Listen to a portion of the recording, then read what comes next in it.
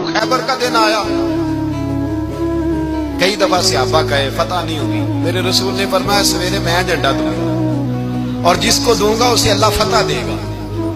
حضرت سیدنا ابو ہریرہ کہتے ہیں میں نے کان میں پوچھا، میں نے کہا حضور وہ کون ہے جس کو آپ جھنڈا دیں گے؟ چلے مجھے کان میں بتا دیں وہ کون ہے۔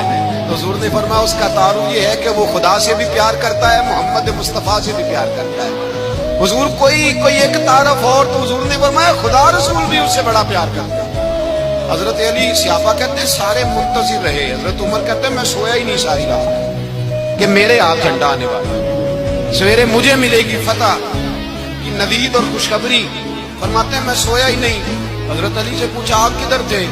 جناب علی شیر خدا رضی اللہ تعالیٰ عنہ فرماتے ہیں میں تو اپنے کمرے میں سو رہا تھا، میری تو آنکھوں میں تکلیف تھی، میں سویا ہوا تھا، پتہ کیا بنا، کوئی آیا لے کے چلا گیا، کوئی عمر بھر بھی نہ پا سکا۔ میرے مولا تجھ سے گلہ نہیں، یہ تو اپنا اپنا نصیب۔ حضور سید عالم صلی اللہ علیہ وسلم نے فرمایا این علی ابن ابی طالب، علی ابن ابی طالب کو بلاؤ۔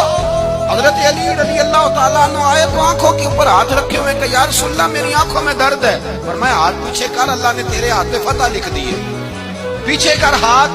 حضرت علی کہتے ہیں حضور نے لعاب دہن لگایا میری آنکھوں میں، مجھے پہلے سے بھی زیادہ بہتر نظر آنا شروع ہو گیا۔ حضرت علی شیر خدا ایک ہاتھ میں تلوار، ایک ہاتھ 40 گز اونچا تھا خیبر کا دروازہ، 40 گز چوڑا تھا۔